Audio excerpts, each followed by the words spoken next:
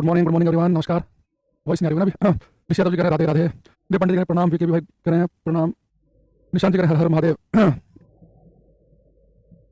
आवाज पहुंच गई साफ साफ सभी तक?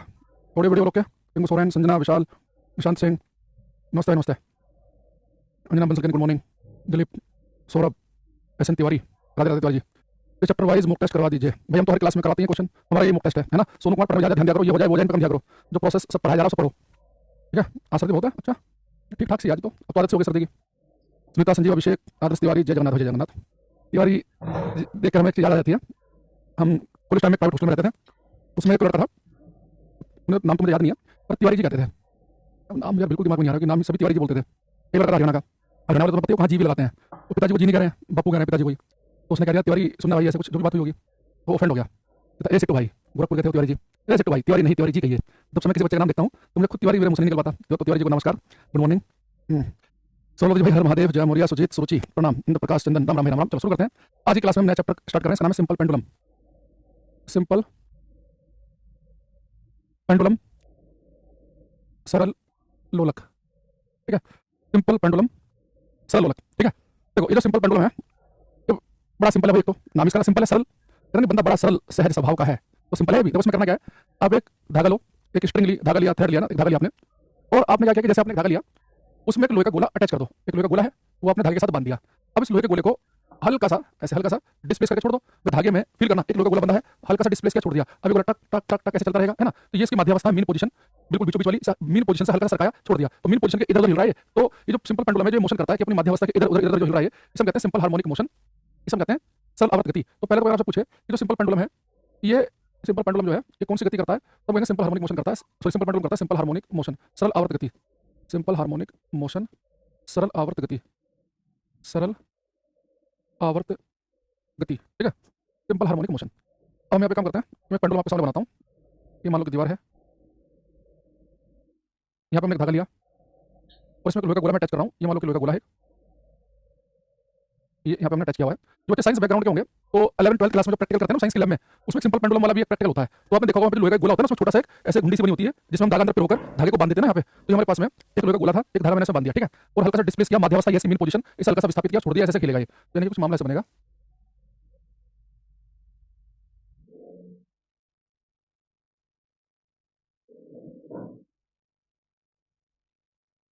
तो ये बेटा इसका सेंटर है गोले का, ठीक।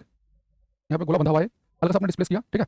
तो मान लो कि यहाँ पर था, अब यहाँ पे पकड़ो, इस वाले कोने को सोचो, आपने छोड़ दिया, इस वाले कोने को टच करेगा, वापस वहीं के वहीं आएगा। तो जिस पॉइंट से इसने चलना शुरू किया, अगर ये उसी पॉइंट पे वापस लौट कर आ जाए, यहाँ से छोड़ा, टक टक वापस आ गया, तो हम कहेंगे इसका एक ऑसिलेशन, एक दोलन पूर्ण हो गया है। तो एक ऑसिलेशन, एक दोलन पूर्ण कब होगा कि जहाँ से आपने से छोड़ा दूसरे सिरे पर जाए और वापस वहीं के वहीं आ जाए। तो मैं पूरी इस क्लास में 1 घंटे में यही समझना है कि किसी पेंडुलम को, किसी सरल लोलक को एक ऑसिलेशन, एक दोलन पूर्ण करने में जो समय लगेगा वो किसके सेक्टर पर डिपेंड करेगा। उसे एक चक्कर लगाने में समय लगेगा, 3 सेकंड लगेंगे, 2 लगेंगे, 2.5 लगेंगे, 5 लगेंगे, वो किस पर डिपेंड करता है। वो उस गोले के मास द्रव्यमान पर डिपेंड करता है कि नहीं करता है, वो उस धागे की लंबाई पर डिपेंड करता है कि नहीं करता है, उस गोले के साइज पर डिपेंड करता है कि नहीं करता है। ये सारे फैक्टर क्लास में देखेंगे। तब हम हमें लिखेंगे time period of simple pendulum, सरल लोलक का आवर्तकाल। Time period of simple pendulum, time period of simple pendulum, सरल लोलक का आवर्तकाल, सरल लोलक का आवर्तकाल, time period of simple pendulum. इसे लिखते हैं टी से। इसका फॉर्मूला होता है 2 pi under root L by G. पूरी क्लास इस फॉर्मूले के आसपास घूमने वाली है।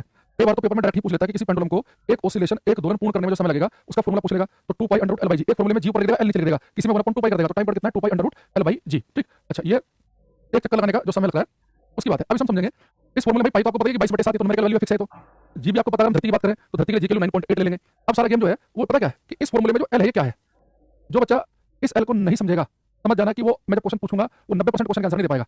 इस फॉर्मूले में आपको एल समझना है। तो बहुत सारे बच्चों को लगता है एल कौन सा बड़ी चीज है, एल होगी धागे की लंबाई। जो बच्चा इस एल को केवल धागे की लंबाई समझेगा उसके सारे क्वेश्चन हो जाएंगे गलत। इस फॉर्मूले में जो एल है ना, उसमें केवल धागे की लंबाई नहीं है, साथ में धागे की लंबाई के साथ में इस गोले की रेडियस भी इंक्लूड है। यानी कि जो एल है यहाँ पर, जहां से आपने धागा बांधा है ना, और ये जो गोले का जो सेंटर है, इनके बीच की दूरी है। यानी जो एल है, मैं बनाता हूँ, एल जो है ये एल, जहां से धागा बांधा और सेंटर तक की लंबाई। ये जब मैं क्वेश्चन करूंगा तब आपको इसकी वैल्यू पता चलेगी। तो इसमें धागे की लंबाई भी इंक्लूड है और साथ में रेडियस भी। आपको सोचो 1 मीटर लंबा धागा मैंने यहाँ लिया, 1 मीटर लंबा धागा यहाँ लिया, लेकिन यहाँ का जो गोला वो बड़ा है, धागे के मीटर की है, लेकिन अगर ये गोला बड़े साइज का हो तो रेडियस ज्यादा होगी। तो यहाँ पे जो एल की वैल्यू है वो ज्यादा आ जाएगी दूसरे वाले केस में। यहाँ पे लिखेंगे एल है क्या, length of string, length of string plus radius of Bob, Bob यानी कि गोलक, प्लस रेडियस ऑफ बॉब। इनको लिखेंगे एल क्या है, धागे की लंबाई, धागे की लंबाई प्लस गोलक की त्रिज्या, प्लस गोलक की त्रिज्या, ठीक है। तो एल, इस बात को ध्यान रखना इंपॉर्टेंट पॉइंट है, इससे अगले वाला और काम का है। अगर आप इस फॉर्मूले को ध्यान देखें तो हमें क्लियर हो गया कि इस फॉर्मूले में सारा का सारा जो गेम है वो ये एल और जी का है, यानी एक तो ध्यान रखना कि हम कौन से ग्राफ पर धरती पे हैं, तो जी के लिए फिक्स 9.8 या 10 ले लो, है ना। अभी मैंने क्या एक मैं रील देख रहा था, उस रील में लिखा था कि ओ जी की वैल्यू 9.8, वहां पे लिखा मर्द, नीचे लिखा जी की वैल्यू 10 लेने वाले ना मर्द। मैंने बताओ यार, ये गजब कर दे रहे हैं, पूरी क्लास हमारी हम बच्चों के साथ में जी की वैल्यू 10 ले रहे हैं, ये तो एकदम माहौल खराब कर दे रहे हैं। तो जी की वैल्यू हम आज से क्लास में 9.8 लेंगे, है ना, क्या पता कोई हमारे काट के रील चिपका देगा नहीं कहीं पे। जी की वैल्यू 9.8, एल क्या है, धागे की लंबाई प्लस गोले की रेडियस। अच्छा दूसरी चीज, इस फॉर्मूले को हम बड़े ध्यान से देखें, क्या इस फॉर्मूले में कहीं पर एम लिखा हुआ है, मास द्रव्यमान का जिक्र नहीं, कहने का मतलब ये कि अभी गोला इसी साइज में 1 किलो का होता है, इसी साइज में आधी किलो का होता है, 500 किलो का होता है, गोले का मास कितना वो इंपॉर्टेंट नहीं है। नहीं, जब भी हम पेंडुलम की बात करेंगे गोले का मास आपको कंफ्यूज करेगा, गुमराह करने के लिए देगा कि गोला 3 किलो 5 किलो 12 किलो 18 किलो, उसके एम मास पे ध्यान नहीं देना, सारा खेल ध्यान देना कि धागे की लंबाई क्या है और साथ में जो गोला बंधा उसकी त्रिज्या कितनी है। अब लिखेंगे हम कि time period of simple pendulum, time period of simple pendulum, simple pendulum does not depend on mass of Bob. लिखेंगे सरल लोलक का आवर्तकाल, सरल लोलक का आवर्तकाल गोलक के द्रव्यमान पर निर्भर नहीं करता है। सरल लोलक का आवर्तकाल गोलक के द्रव्यमान पर निर्भर नहीं करता है। अरे बस से बच्चों को, ठीक है, बस अब हम यहाँ से क्वेश्चन जो है आपसे पूछना शुरू करेंगे। जितना मुझे बताना था मैंने बता दिया कि एक तो सारा खेल जो फॉर्मूला ध्यान रखना 2 pi under root L by G, एक मैंने कहा कि धागे की लंबाई और प्लस गोले की त्रिज्या को जोड़कर ये एल बनेगा, तो इस एल में ये दो फैक्टर इंक्लूड है, ठीक है, दो चीज जुड़ी हुई है इसके अंदर, एक धागे की लंबाई और क्या जुड़ा हुआ है, रेडियस, और मास इंपॉर्टेंट नहीं है। चलो अब शुरू करते हैं रंग रंग कार्यक्रम, ठीक है। एक छोटी चीज चलो मैं आपको बताता हूँ शुरुआत में, एक बढ़िया क्वेश्चन शुरू में पूछेंगे। ये बेटा मैं आपसे कहूँ कि मेरे पास में एक कंटेनर, अच्छा जो बच्चे हमारे टेलीग्राम पे जुड़े हुए हैं, कल क्या हुआ कि वो जो टीम है उसने जो हम डेली 10 क्वेश्चन डालते हैं टेलीग्राम पर, उसने किसी नए लड़के से डलवा दिए, उस मूर्ख ने क्या किया 10 में से 8 के आंसर की डाल दी। तो फिर मैंने रात को जब देखा, मैंने 2 बच्चों को कमेंट, एक रात वाले एक बैच 9 बजे, उसमें उन्होंने बताया कि आज आंसर की में कुछ गड़बड़ है। फिर मैंने सबके आंसर की सही उसमें बताई। कल के जो 10 क्वेश्चन आए थे उनमें एक बार जो बच्चे करते हैं डेली क्वेश्चन, वो कल वाले में गड़बड़ हो गई थी, बाकी तो वो डेली जो बंदा एक्सपर्ट है इसमें वही क्वेश्चन डालता है, वो कल उसने किसी और से डलवा दिया, सर मैं बाहर था, तो मैंने किसी को बोल दिया, मैंने भाई ऐसा मत बोला कर, बाहर एक आदमी छुट्टी कर ले और गलत आंसर क्यों डलवाओ। तो फिर हमने ठीक करवा दिया, कल के क्वेश्चन एक बार रीचेक कर लेना, है ना। तो डेली करते हैं वहाँ पे क्वेश्चन। अब ये हमारे पास में मान लो कि कंटेनर है, अब इसे मान लो कि हमने कुछ भर रखा है, ये मान लो कि रेत बालू मिट्टी कुछ भरी हुई है ना, रेत भरा हुआ है,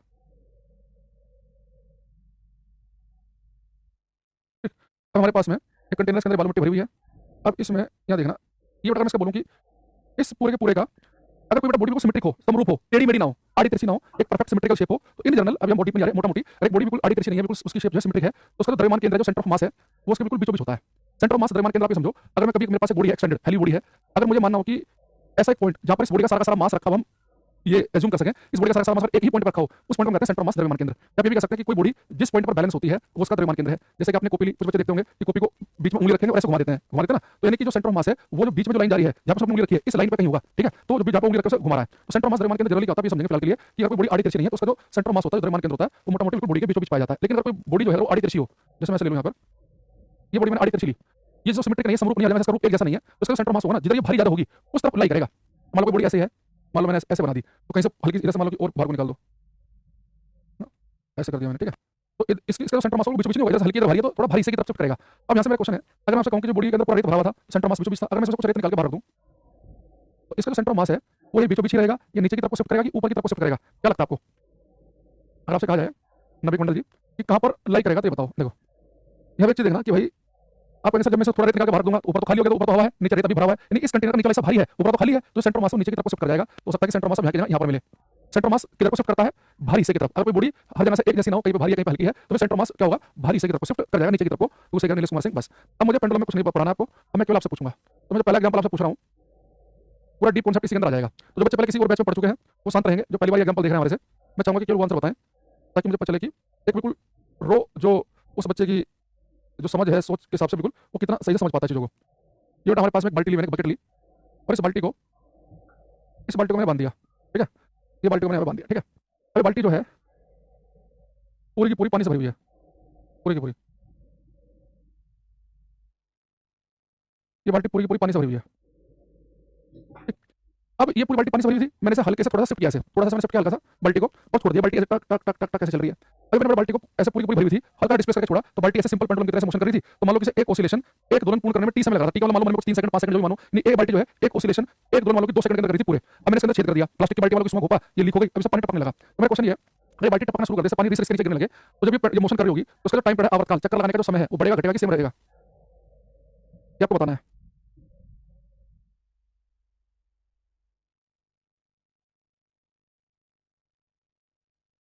अगर मैं आपसे पूछूं कि जिस बाल्टी हमने सुबह घोप दिया और ये पानी टपकने लगा, तो जो लीकेज बकेट है, टपकती बाल्टी है, इसका टाइम पीरियड आवर काल बढ़ेगा घटेगा कि सेम रहेगा, क्या होगा इसके अलावा जो भी आपको लगता है क्या सिनेरियो पूरा बनेगा जब ये ओसिलेट कर रही होगी उस दौरान। देव पांडे, सुरुचि कुमारी, मोहित, एस एन तिवारी, सुनीता, दीपक, लाइन से गलत है सबका।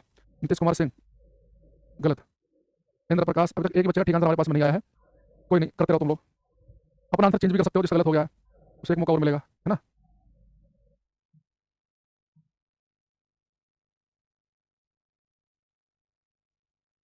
सेम वही बाल्टी है भाई, है ना।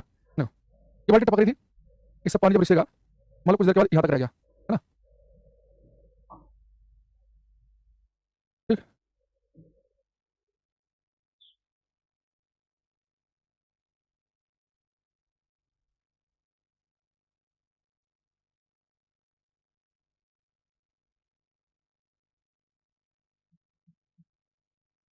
इतना समय तो काफी है भाई आप लोगों को, कर लिया होगा, ये मान के चल रहा हूँ मैं। देखो अब एक चीज समझना, ये बाल्टी पूरी पानी से भरी थी, मान लो 20 लीटर की थी, अब पानी टपकने लगा, कुछ देर के बाद मान लो कि 16 लीटर की रह गई। अब कुछ देर के बाद मान लो कि रह गई 5 4 2 4 5 लीटर की, पानी बिल्कुल ही जो है कम होते होते बिल्कुल ही तली के आसपास पहुंचना शुरू हो गया, बहुत कम हो गया पानी, ठीक है। अब बहुत सारे बच्चे जो आंसर दे रहे हैं सेम, उन्हें क्या लग रहा होगा कि सर बाल्टी तो पूरी पानी से भरी हुई है, तो मान लो कि 20 लीटर है, या मान लो वजन वाला मास में बात करें, मान लो कि 25 30 किलो की है, अभी पानी कम हो गया तो रह गई मान लो कि 18 किलो की, और फिर बिल्कुल जो इसका खाली का वजन था उसके आसपास रह गई 10 किलो के आसपास की। तो आपने बताया था कि जो हमारा फॉर्मूला है पेंडुलम का ओसिलेट करने का, इस फॉर्मूले में मास द्रव्यमान नहीं है, तो जब मास नहीं है इस फॉर्मूले के अंदर, यानी कि चाहे बाल्टी 30 किलो की हो, चाहे 18 किलो की हो, चाहे 10 किलो की हो, तो कोई फर्क नहीं पड़ना चाहिए। अब हमने गलत क्यों है, ये बात आपकी बिल्कुल सही है कि हमारे फॉर्मूले में मास नहीं लिखा हुआ है, द्रव्यमान नहीं लिखा हुआ है, लेकिन हमारे फॉर्मूले में भैया एल तो है, तो टाइम पीरियड क्या होता है 2 pi under root L by G, और यहाँ पे मैंने कहा था कि जो एल है वो भाई एल जो है धागे की लंबाई नहीं है, वहाँ पे एल क्या है, जहाँ से धागा बांधा और सेंटर तक की लंबाई। तो ये बाल्टी पूरी पानी से भरी थी, यहाँ से धागा बांध रखा है, तो इसका सेंटर बिल्कुल बीचों बीच आएगा, यानी कि स्टार्टिंग में ये जो बाल्टी है इसकी जो लंबाई बनेगी वो कुछ बनेगी भाई इतनी।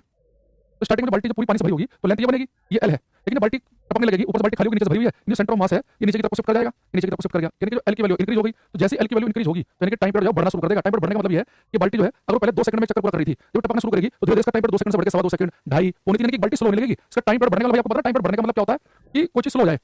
एक ट्रेन 3 घंटे लेती है मान लो कि दिल्ली से जयपुर जाने के, एक ले रही है 8 घंटे, आपको बड़ी स्लो है, बहुत ज्यादा समय लगेगी, 8 घंटे का बहुत धीरे धीरे चलेगी, लेकिन बाल्टी टपकना शुरू करेगी तो नीचे से भारी होगी तो उसका सेंटर ऑफ मास नीचे की तरफ शिफ्ट होगा। लेकिन समझो जब बाल्टी का पानी खत्म होता है तो बिल्कुल एंड में आ जाएगा, जब बाल्टी टपक रही है टपक बिल्कुल पानी नीचे की तरफ आने लगेगा, तो बाल्टी ऐसे बिहेव करेगी जैसे बिल्कुल खाली बाल्टी हो, तो पानी बिल्कुल तली के आसपास आ गया। अब बिल्कुल खाली बाल्टी होती तो भी तो सेंटर बीचों बीच होता, यानी जो सेंटर ऑफ मास द्रव्यमान केंद्र बिल्कुल सेंटर से नीचे की तरफ शिफ्ट हो रहा है, बाल्टी नीचे भारी हो रही थी, जब पानी ज्यादा कम होने लगेगा अब यही सेंटर वापस ऊपर की तरफ उठना शुरू कर देगा, वापस से वहीं बीच की तरफ जाने की कोशिश करने लगेगा, यानी यही सेंटर ऑफ मास जो पहले नीचे की तरफ जा रहा था, बाल्टी ज्यादा ही पानी कम हो जाएगा, मैं आपको फील करने के कम कर दूं, जब पानी बिल्कुल कम हो जाएगा बिल्कुल तली के आसपास ही रह जाएगा, यही सेंटर ऑफ मास जो नीचे की तरफ जा रहा था अब यही वापस ऊपर की तरफ उठना शुरू कर देगा, अब वापस ऊपर की तरफ उठना शुरू कर दिया इसने, यानी कि अब फिर से क्या वो जो लंबाई बढ़ रही थी अब लंबाई घटनी शुरू हो जाएगी। लंबाई घटने का मतलब क्या, एल कम होने के टाइम भी कम लगेगा, यानी कि फिर से फास्ट होने लग जाएगी। यानी कि हमारा सही आंसर क्या बनेगा कि जो टपकती बाल्टी होती है मान लो कि उसमें 2 सेकंड लग रहे थे, तो टपकती बाल्टी का टाइम पहले बढ़ेगा, बढ़ते दिखेगा आपको कि 2 से 2.25 ढाई, पौने 3 3, फिर वापस घटने लगेगा 3 से वापस पौने 3 ढाई 2.25, एक टाइम ऐसा है कि वापस बिल्कुल खाली हो जाएगी, वापस वही हो जाएगा। पर टपकने के दौरान क्या चल रहा है, जब बाल्टी टपक रही है टपकते समय इसका टाइम पहले बढ़ेगा और फिर घटेगा, ये इसका सही आंसर होगा कि पहले बढ़ेगा फिर घटेगा, यानी पहले बाल्टी की जो भी स्पीड थी उससे बाल्टी आपको स्लो होती दिखेगी, जब स्लो होगी फिर वापस फिर तेज होना शुरू कर देगी, यानी पहले टाइम पर घटेगा और फिर बढ़ेगा, ये हमारा आंसर होगा। यहाँ पर लिखेंगे लीकेज बकेट, टपकती बाल्टी, leakage bucket,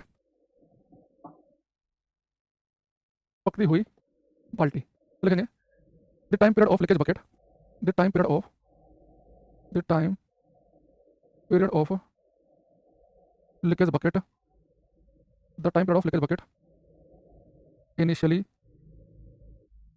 increases and then decreases।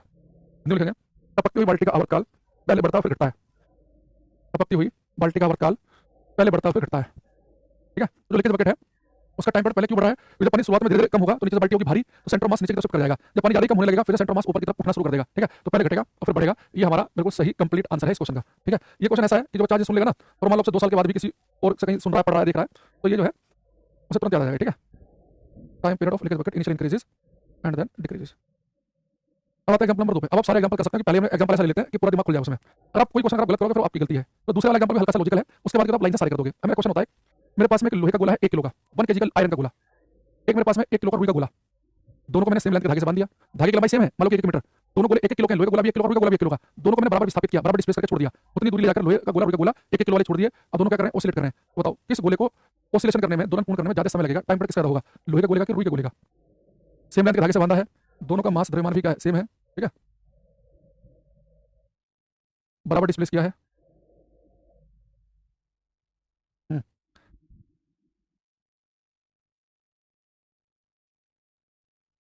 ये मेरे पास में आयरन का गोला है 1 केजी, 1 किलो का रुई का गोला। जितने बच्चे कह रहे हैं बजरंगी, सुनीता, राहुल, इंद्र प्रकाश, नीतीश कुमार सिंह, रुई का गोला, इन सब का बिल्कुल ठीक है, राहुल कुमार का भी भाई आप समझ गए हो। इसलिए लोहे का गोला जो है 1 किलो का है, आपने धागे से बांध दिया, लेकिन जैसे आप 1 किलो का रुई का गोला भी लेंगे ना, तो रुई का गोला का जो 1 किलो का रुई का गोला होगा तो ज्यादा साइज में आएगा, तो रुई उतनी डेंस नहीं होती जितना लोहा होता है, तो 1 किलो का रुई का गोला छोटे साइज में आ जाएगा, लेकिन 1 ही किलो का रुई का गोला होगा लोहे के मुकाबले, रुई का गोला होगा उसका साइज ज्यादा होगा। यानी कि ये मान लो कि बेटा 1 किलो का गोला है कॉटन का 1 kg का। अब आपको सर धागे की लंबाई सेम है, ठीक है, मास पर ध्यान देंगे, लोहे गोला बस गोला 1 किलो का बड़े साइज का होगा। जब मैं यहाँ पे एल निकालूंगा तो एल तो आपने बताया था कि एल क्या होता है, धागा बांधना सेंटर तक की लंबाई होती है, तो लोहे का गोला वहाँ पे लंबाई क्या बनेगी, धागे की लंबाई प्लस गोले की रेडियस यहाँ तक की बनेगा। लेकिन यहाँ पर धागे की लंबाई तो सेम है, पर लोहे की जगह गोला ज्यादा बड़े साइज का होगा, यानी इस वाले केस में धागे की लंबाई दोनों में सेम ही थी, पर देखो सर इसका साइज बनेगा बड़ा, यानी कि इसकी लेंथ क्या होगी, ज्यादा होगी, अगर इसकी लेंथ ज्यादा है तो टाइम पीरियड इसका आवर्तकाल भी ज्यादा होगा। टाइम पीरियड का फॉर्मूला होता है 2 पाई √L/g, तो एल ओटी तो एक लाइन में, अगर लेंथ बढ़ेगी तो टाइम पीरियड आवर्तकाल बढ़ेगा, यानी इसका मतलब ये है कि 1 किलो के दोनों गोले हो, लोहे और रुई का गोला, लेकिन रुई का गोला 1 किलो का बड़े साइज में होगा, तो उसे एक चक्कर पूरा करने में ज्यादा समय लगेगा। तो लोहे का गोला सकता है फटाफट चक्कर लगा रहा हूं 1-1.5 सेकंड में ही, रुई का गोला आराम आराम से 1 किलो आराम से 2 सवा 2 सेकंड में लगा रहा है, टाइम पीरियड कैसा होगा ज्यादा, ठीक है। तो लोहे और रुई के गोले में आपको यहाँ पे दिमाग क्या लगाना था कि दोनों का मास द्रव्यमान भले सेम हो पर दोनों सेम साइज में नहीं होंगे, क्योंकि रुई उतना डेंस नहीं होती जितना लोहा होता है, तो इसका साइज थोड़ा सा बड़ा होगा, तो जिसका साइज बड़ा होगा उसका टाइम आवर्तकाल भी क्या होगा ज्यादा। अगर आप शुरू के दोनों क्वेश्चन समझ गए हैं, ठीक है, तो बाकी जो है अब आप बहुत स्पीड से सारे क्वेश्चन कर सकते हैं, अब बाकी में कुछ नहीं है।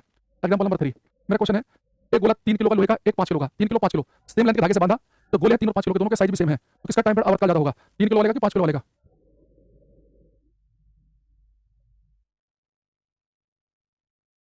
3 किलो वाले का कि 5 किलो वाले का। देखो आपको सर आपने कहा कि दोनों जो गोले हैं एक 3 किलो का एक 5 किलो का, लेकिन आपने यहाँ पे कंडीशन दे दी कि भले 3 और 5 किलो के हों लेकिन दोनों के साइज सेम है। बस अब टाइम पीरियड का फॉर्मूला मास तो है नहीं, 3 किलो के 5 किलो का मतलब नहीं है, हमें मतलब इस बात से कि धागे की लंबाई और गोले का साइज क्या है, दोनों का सेम लेंथ का धागा बांधा और साथ में क्या है कि दोनों गोले सेम साइज के हैं 3 और 5 किलो के होने के बावजूद, तो इसका मतलब है कि दोनों के केस में लंबाई सेम ही होगी, L1 है हमारा उसकी लंबाई L2 है, अगर लंबाई सेम है तो टाइम आवर्तकाल भी क्या होगा, सेम होगा, ये दोनों को सेम समय लगेगा इक्वल। यानी कुल मिला के जब भी आपके सामने देखो मैं आपको रामबाण दे रहा हूं, छोटा वाला रामबाण, फिर कंप्लीट रामबाण बाद में मिलेगा। छोटा सा रामबाण ये है कि जब भी पेपर में दो पेंडुलम में कंपेयर कराए, आपको देखना बस ये है कि अगर दोनों के साइज सेम तो टाइम पीरियड सेम, मास का मतलब नहीं है, दोनों के मास अलग अलग है लेकिन साइज सेम है, टाइम पीरियड सेम, लेकिन दोनों के साइज अलग अलग है, तो फिर जिसका साइज बड़ा होगा उसकी लंबाई ज्यादा बनेगी, उसका टाइम पीरियड ज्यादा होगा, नहीं कि वो स्लो होगा, धीरे पड़ेगा, क्योंकि उसका टाइम पीरियड ज्यादा स्लो चल रहा होगा, टाइम पीरियड ज्यादा स्लो चलेगा वो। तो इसी चीज को मैंने कहा कि 3 और 5 किलो दोनों का साइज सेम तो टाइम पीरियड सेम, इसी बात को उसने ऐसे पूछ रखा है कि दो गोले हैं 4-4 किलो के हैं लेकिन दोनों के साइज अलग अलग हैं, किसका टाइम पीरियड ज्यादा होगा, दो गोले हैं 4-4 किलो के लेकिन दोनों के साइज हैं अलग अलग, किसका टाइम पीरियड ज्यादा होगा, आप समझ गए, जब साइज अलग अलग है दोनों के, इस बात को खुल के कह दिया, फिर रुई और लोहे वाले तो खुद से दिमाग लगाना था कि रुई का साइज बड़ा होगा, या तो खुद कह रहा हो ये दोनों 4-4 किलो के तो हैं, दोनों के साइज अलग अलग हैं, इसका साइज बड़ा होगा उसका टाइम पीरियड ज्यादा होगा। तो पहले वाला जो है ये 4 किलो केजी का है, ये भी 4 केजी का है, लेकिन दोनों के साइज अलग अलग हैं, और साइज अलग अलग हो, अगर दोनों के साइज अलग अलग हो तो जिसका टाइम पीरियड जिसका आवर्तकाल ज्यादा होगा, ठीक है, जिसका साइज बड़ा होगा उसका टाइम आवर्तकाल ज्यादा बनेगा, समझ गए रामबाण को। तो कुल मिला के दो पेंडुलम कंपेयर करने वाला क्वेश्चन जो है जो बच्चा वहां से पढ़ लिया उसे हमेशा बात याद रहेगी, जब भी दो पेंडुलम पेपर में आ जाए बस मास पे ध्यान नहीं देना, साइज पे, वो उनके मास क्या है बराबर है अलग अलग है फलाना ठिकाना मतलब नहीं है, दोनों के साइज सेम तो टाइम पीरियड सेम, दोनों के साइज अलग अलग जिसका साइज बड़ा उसका टाइम पीरियड ज्यादा, बस लोहे और रुई के गोले में ध्यान रखना भले दोनों के मास सेम हो और रुई के गोले का साइज बड़ा होगा तो उसका टाइम पीरियड ज्यादा था। अब ये गेम आप समझ गए, अब हम थोड़ा सा चेंज करेंगे क्वेश्चन का वैरायटी, ये दो पेंडुलम वाला तुम कर लोगे, अब क्वेश्चन देखो क्या एक इसमें अलग वैरायटी आती है उस बात है। मेरा बर्थडे है सर भाई, बर्थडे आपका, आपको जन्मदिन की बहुत बहुत शुभकामनाएं, अपना जन्मदिन बनाओ 8:30 बजे की हमारी क्लास में कि नहीं, बीच में आके कौन सा तीर मारी लोगे आप, तो कौन सा शुरू के 10 मिनट में हो गया, जन्मदिन बनाने पे विशेष ध्यान दो, वो ज्यादा इंपॉर्टेंट है ना, ये क्लास तो होती रहेंगी, इनका क्या है। अब देखो और क्लास में के बीच में डिस्टर्ब नहीं करो, जन्मदिन है मेरा फलाना ठिकाना है, हमको इंटरेस्टेड नहीं है जन्मदिन में, आ रहे हो क्लास में बड़े आंसर दे रहे हो, हम हमारा इंटरेस्ट केवल उसमें है। अब ये हमारे पास में ये धरती माता है, अर्थ है, ठीक है, अब इस अर्थ के ऊपर एक पेंडुलम है ये, ठीक है, और ये पेंडुलम को उठाइए ऑसिलेट कर रहा है धरती पे, और इसे एक चक्कर पूरा करने में टी समय लगता है, पेंडुलम धरती पे है, अगर से पकड़ के छोड़ दिया, इसे एक चक्कर पूरा करने में लग रहा है टी समय, है ना। अगर मैं इस पेंडुलम को धरती से उठा के मून पे ले जाऊं, मून पर, तो अगर कोई पेंडुलम को अर्थ से मून पे लेके चले जाएंगे तो बताओ उसका टाइम पीरियड बढ़ेगा घटेगा कि सेम रहेगा, कोई पेंडुलम धरती पे था उसे मून पर लेके चला गया, झुका तू तो धरती पे चक्कर मारो 2 सेकंड पूरे कर रहा था, उसे मून पे लेके चला जाऊं उसका टाइम पीरियड बढ़ेगा घटेगा कि सेम रहेगा, क्या होगा ये बताना आपको।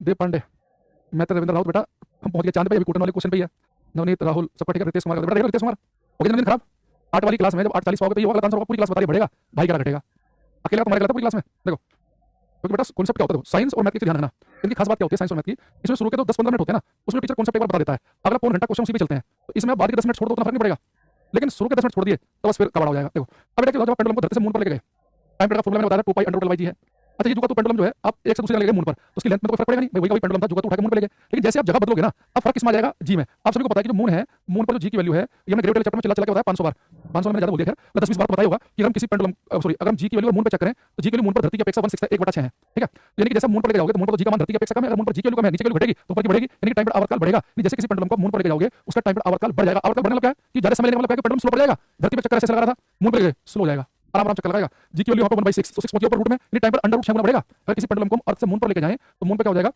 At the surface of moon, at the surface of moon its time period its time period will increase its time period will increase by under root 6 times. चांद की सतह पर इसका आवर्तकाल अंडर रूट 6 गुना बढ़ जाएगा, चांद की सतह पर इसका आवर्तकाल अंडर रूट 6 गुना बढ़ जाएगा, under root 6 times time period बढ़ेगा। अब आप कंप्लीट रामबाण सुनो। कंप्लीट रामबाण क्या है? जब भी पेपर में दो पेंडुलम में कंपेयर कराए तो हमने क्या सीखा है? जब दो पेंडुलम में कंपेयर कराएगा जिसका साइज बड़ा उसका टाइम पीरियड ज्यादा यानी कि वो स्लो ढीला धीरे धीरे चलेगा। लेकिन जब दो पेंडुलम में कंपेयर ना, जब दो पेंडुलम में कंपेयर कराएगा तो साइज का पंगा होगा, जिसका साइज बड़ा उसकी लंबाई ज्यादा टाइम पीरियड ज्यादा। लेकिन जब वो एक ही पेंडुलम को एक से दूसरी जगह लेकर जाएगा फिर पंगा होगा जी का। पेंडुलम को एक से उठा के दूसरी जगह लेकर जाएगा तो जहां पे लेके जी क्या है?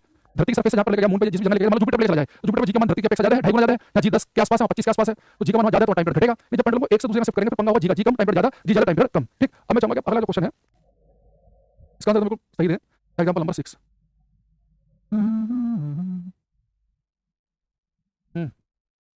सौरभ, विशाल, आदर्श, शांत, अंजना, बंसल चल रहा है। ये है ना, मैंने पहले भी कई बार तुम्हें बताया है, जीवन में अगर आगे बढ़ना है बहुत आगे, एक होता है कि ठीक है काम चलाना है, कोई छोटी मोटी नौकरी लग जाए, रोटी सब्जी खाई सो गए अपना, ठीक है ना, इंटेलेक्चुअल लेवल पे आगे बढ़ना है ना वैसे आगे बढ़ना है तो फिर ठीक है। लेकिन अगर जीवन थोड़ा सा ज़्यादा आगे बढ़ना है तो भाई ये कि मैं गरीब हूँ इस तरह के मत भाई किसी को लिखा करो। इससे क्या हो जाएगा लिखने से? मैं सरकारी स्कूल में पढ़ा हूँ, ये पता नहीं लोग क्यों लिखते हैं, कभी मत लिखा करो। ये मजबूत रहना जरूरी है। और कोई किसी को बता देने से कोई ऐसा तो नहीं है कि तुमने किसी को बता दिया अपना रोना रो दिया तो कोई आपके अकाउंट में 2-4 लाख रुपए डाल रहा हो, मुझे बताओ मैं भी शुरू कर दूँ, है कि नहीं? ऐसा तो कुछ होना नहीं है। अगर थोड़ा रोने से 5-4 लाख रुपए आ जा रहे हो तो हम और को सजेस्ट कर देंगे, चलो भाई चलो चलते हैं भाई चलो। तो जो ना मजबूत रहना बहुत जरूरी है, किसी को नहीं बताओ। जब उससे कोई फर्क नहीं पड़ रहा है तो ये पता नहीं क्यों लिख देंगे कि मोबाइल चला रहे हो है ना, डेटा है मोबाइल में और हाथ पैर भगवान ने दिया है, कुछ भी संभव है। तो हमारे पास में एक ये पेंडुलम है, धरती माता मान लो पहले तो, ठीक है, अर्थ, और अर्थ पर ये पेंडुलम है धरती की सरफेस पर, ठीक। और ये जो पेंडुलम है जो अर्थ की सरफेस पर, इसे चक्कर पूरा करने में टी समय लग रहा है, टी। और इस पेंडुलम को मैं उठाकर अर्थ के सेंटर पर लेके चला गया। अगर किसी पेंडुलम को मैं पृथ्वी की सतह से उठाकर उसके सेंटर केंद्र पर लेके चला जाऊं तो उसका टाइम पीरियड बढ़ेगा घटेगा या सेम रहेगा, आपको बताना है।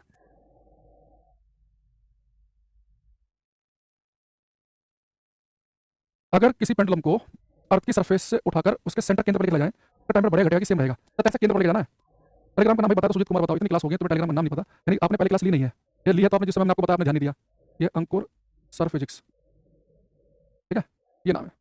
तो मैंने इसमें दिक्कत क्या होती है जब आप नाम सर्च करते हैं टेलीग्राम पे 2-3 चैनल खुलते हैं तो जिसमें 56,000 से ज़्यादा बच्चे हो वो सही ज्वाइन करना, ये हमारा ऑफिशियल ओरिजिनल है ये, ठीक है। अब मैं देखो, अगर किसी पेंडुलम को आप उठाकर अर्थ के सेंटर पर लेके जाएंगे पता क्या होगा? At the centre of earth, हम सभी को पता है कि at the centre of earth, पृथ्वी के केंद्र पर, हम सभी जानते हैं कि जी की वैल्यू होती है जीरो, जी की वैल्यू जीरो है भाई, टाइम पीरियड जीरो नहीं है, धुरंधर जीरो बता रहा है। तो टाइम पीरियड का फॉर्मूला क्या होता है? 2 pi under root L by G. तो यहाँ पे जी के लिए जीरो पुट कर दो, जीरो से भाग करेंगे तो टाइम पीरियड आएगा इनफाइनाइट, अनंत, ठीक है। तो टाइम पीरियड जो है अनंत आएगा। अनंत का समझो कि टाइम पीरियड अनंत का क्या मतलब है? अगर किसी पेंडुलम को मैं अर्थ के सेंटर पर लेके चला गया तो उसका वहाँ पे आवर्तकाल अनंत हो जाएगा। भाई आवर्तकाल क्या होता है? एक चक्कर पूरा करने का समय। सोच रहे हो ये पेंडुलम इतना सा चक्कर, ये ऑसिलेशन पूरा करने के लिए कह रहा है कि मुझे अनंत समय चाहिए, अरबों खरबों खरबों साल चाहिए, यानी कि यहाँ से इतना काम खरबों साल में करेगा। अनंत तो कभी आएगा नहीं, अनंत समय तो अनंत कभी आता है ना, यानी कभी चक्कर पूरा कर नहीं पाएगा, यानी कि हिलेगा भी नहीं। जैसा पेंडुलम को अर्थ के सेंटर पर लेके जाओगे ना ये बिल्कुल वैसा वैसा पड़ा रहेगा। इवन इसके ऑसिलेशन, इसका मोशन स्टार्ट भी नहीं होगा। Even the motion of pendulum will not start, ये मोशन करना भी शुरू नहीं करेगा। क्यों? क्योंकि कहेगा आप वैसा मोशन पूरा नहीं कर रहे हो, 100 साल हो गए, कहेगा अपना काम कर, एक चक्कर पूरा करने मुझे अनंत साल चाहिए, अनंत साल में कर लूंगा, तुम जाओ। आप आए 1 लाख साल के बाद, कहेगा भाई साहब तो कर दो, 1 लाख साल हो गए, अनंत तो समय आ गया, अनंत समय कर दूंगा मैं, है ना, समझ बात को? अब लिखेंगे जब एक और धुरंधर आ गया, क्या गुरुजी ये सेम सिचुएशन वैक्यूम में भी होगी क्योंकि वैक्यूम में जी होता है। एक तो ये बड़ी समस्या है। पांडे जी किसने बताया आपको? पहले तो बताओ कि वैक्यूम में जी होता है। वैक्यूम का मतलब पता है क्या होता है? वैक्यूम की स्पेलिंग से लिखो, गलत लिख रहे हो तुम, डबल सी नहीं आता, डब्ल्यू आता है वैक्यूम की स्पेलिंग में। तीसरी चीज, वैक्यूम का मतलब ये है कि जहां पर एयर का रेजिस्टेंस ना हो। और ये सारे क्वेश्चन हम यही मान के कर रहे हैं कि हवा का प्रभाव नहीं है। पूरी फिजिक्स में ये मान के चलते हैं कि एयर नहीं है। वैक्यूम का केवल मतलब ये कि ना कोई माध्यम प्रेजेंट ना हो या कोई मीडियम प्रेजेंट ना हो। आप जी जीरो कर दे रहे हो। एक्चुअली क्या होता है, बच्चा जैसे हम वैक्यूम की बात करते हैं ना वो धरती में नहीं रहता, वो अंतरिक्ष में पहुंच जाता है कि सर अंतरिक्ष में तो जी का मान कम होता है ना, अंतरिक्ष में जी की वैल्यू कम होती है, वहां पे तो वैक्यूम है। अरे वैक्यूम के लिए अंतरिक्ष में भी धरती पे रहो, जिस कमरे में आप उसकी एयर बाहर निकाल दो तो कमरे वैक्यूम पैदा हो गया, हवा नहीं है, लेकिन धरती ग्रेविटी थोड़ी ना समाप्त हो जाएगी। तो किसी पेंडुलम को अगर मैं अर्थ के सेंटर पर लेके जाऊंगा तो उसका आवर्तकाल अनंत हो जाएगा। अनंत आवर्तकाल का मतलब ये है कि उसे एक चक्कर पूरा करने में अनंत समय लगेगा। इसका मतलब ये है कि पेंडुलम स्टार्ट भी नहीं करेगा। The motion of pendulum, even the motion of pendulum will not start, even the motion of pendulum will not start. यदि सरल लोलक को पृथ्वी के केंद्र पर लेकर जाएं, यदि सरल लोलक को पृथ्वी के केंद्र पर लेकर जाएं तो वह गति भी करना शुरू नहीं करेगा, तो वह गति भी करना शुरू नहीं करेगा, ठीक है। Even the motion of pendulum will not start, यहां तक कि अगर किसी पेंडुलम को हम अर्थ के सेंटर पर लेकर जाएं उसके मोशन भी स्टार्ट नहीं होंगे। समझिए बात को? अच्छा ठीक है, लिखेंगे second pendulum, second pendulum, second लोलक। इसे दो फैक्टर आपको ध्यान रखने हैं, इंपॉर्टेंट है ये, जितना अभी तक पढ़ाया उन समय से ज्यादा इंपॉर्टेंट यही है। देखो सेकंड पेंडुलम वो पेंडुलम होता है जो एग्जैक्ट 2 सेकंड में एक ऑसिलेशन, एक दोलन पूरा कर ले, है ना। मान लो कि एक पेंडुलम ऐसे ऑसिलेट कर रहा है, ठीक है, आपने ऐसे छोड़ा, इधर गया वापस आया, तो कोई पेंडुलम ठीक 2 सेकंड में ऑसिलेशन पूरा करे उसे कहेंगे सेकंड पेंडुलम। बाकी ऑप्शन होंगे 1 सेकंड, 3 सेकंड, 4 सेकंड ऐसे रहेंगे। एक इसकी लंबाई पूछ लेता है, सेकंड पेंडुलम का टाइम पीरियड तो है 2 सेकंड, लेकिन लंबाई इसकी होती है लगभग लगभग 1 मीटर। लगभग 1 मीटर आप एग्जैक्ट लिखना चाहो तो 0.994 मीटर, दोनों याद कर लेना। इसमें एग्जैक्ट वाली भी आ जाती है, और आप चाहो तो ऑप्शन से समझ आ जाएगा 0.994 की लगभग 1 मीटर के आसपास की हो गई, तो ऑप्शन से भी आप कर ही लोगे वैसे तो, ठीक है। तो सेकंड पेंडुलम वो पेंडुलम है जिसका टाइम पीरियड 2 सेकंड होता है और ये लंबाई लगभग 1 मीटर के आसपास की, ठीक है। क्लियर, आज इतना ही रखते हैं, ठीक है भाई। मेहनत कर लो, तैयारी कर लो, है ना, जीवन में थोड़ा सा एक बार लगकर देखो। आज लास्ट डे है मंथ का, कल तो सैटरडे है। गवर्नमेंट जॉब की खास बात होती है कि जो भी आखिरी वर्किंग डे होगा, मान लो सैटरडे संडे आ गया 30 31 का, तो 29 हुई आपकी सुबह खुलेगी, मोबाइल को ऑन करोगे तो सबसे ऊपर जो पॉपअप होगा ना, वो सैलरी क्रेडिट का ही आएगा, महीना ही पूरा नहीं, और मैसेज आ जाएगा, दिखेगा आँख खुलते ही, अरे मैं सैलरी आई भाई, कहीं कर रहे हो प्राइवेट किसी की दुकान में, फैक्ट्री में काम कर रहे हो, पूरा महीना पहले खटाएगा, है ना, उसके भी 10 दिन के बाद देगा, ऐसा ना दिखाएगा छुट्टी देने में। तो ये कि जब जीवन में अगर समय है भी हमारे पास, एज है फॉर्म वॉर्म भरने की, तो पूरे जितने भी ताकत है उसे लगा दो, ताकि फिर यह है कि नहीं फिर जीवन में एक दूसरे को हम सोशल मीडिया पे गिराते रहेंगे तो कुछ नहीं होगा जीवन में। एक समुदाय एक जाति दूसरे को गाली दे रही होगी, टाइम ऐसे पास होगा। तो ये कि जब समय है उसका पूरा हमें भरपूर यूज करना है, ताकि जो है हम अपनी कमी किसी और पर ना निकाल पाएं, ना अपने स्कूल पे की सरकारी था, ना माँ बाप पे कि भाई गरीब थे हमें पढ़ाया नहीं है, ना किसी की मास्टर बढ़े नहीं मिले या फिर किसी और पर। तो जो है समय यूज करो, 1 आध साल का ही होता है, यारी दोस्ती सब कुछ बहुत लंबा समय चलेगा मन से, ठीक है। चलो मिलते हैं कल मंडे को, थैंक यू, बाय।